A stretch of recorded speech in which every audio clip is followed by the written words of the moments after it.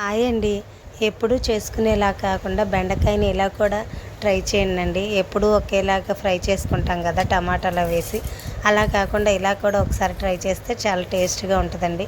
ముందుగా పాన్ పెట్టుకుని 3 table spoons oil వేసుకున్నానండి. తర్వాత పోపు దినుసులు వేసుకున్నాను. కొంచెం జీలకర్ర, కొంచెం ఆవాలు కూడా వేసుకుని చక్కగా ఫ్రై చేసుకుంటున్నానండి.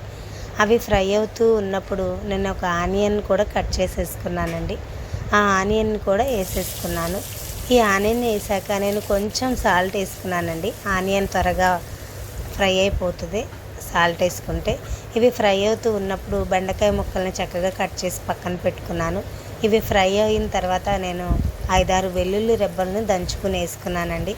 కొంచెం కరివేపాకు కూడా వేసేసుకుని చక్కగా ఫ్రై చేసుకున్నానండి.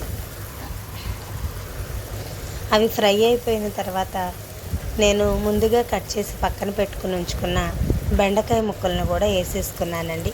ఈ బెండకాయ ముక్కల్ని జిగురు రాకుండా ఉండాలంటే మనం చక్కగా ఒక 1/2 అవర్ ముందు కట్ చేసి కొంచెంసేపు ఆరబెట్టుకోవచ్చండి. ఒకవేళ టైం లేకపోతే ఈ బెండకాయ ముక్కలు వేసిన తర్వాత హై ఫ్లేమ్లో ఒక 5 మినిట్స్ కలుపుకుంటూ ఫ్రై చేసుకోవాలండి. మూత పెట్టుకోకుండా ఫ్రై చేసుకుంటే జిగురు అనేది మనకి ఎక్కువగా ఉండదండి.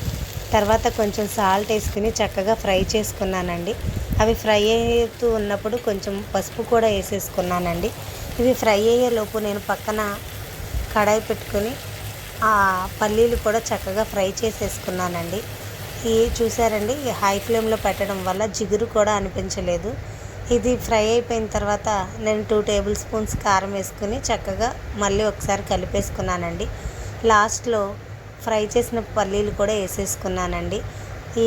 ఇప్పుడు సాల్ట్ సరిపోకపోతే వేసుకోవచ్చండి. ఎప్పుడూ వండుకునేలా కాకుండా ఇలా కూడా ఒకసారి ట్రై చేయండి. నచ్చితే లైక్ చేయండి, సబ్స్క్రైబ్ చేయండి. ఈ బెండకాయ పల్లీ ఫ్రై రెడీ.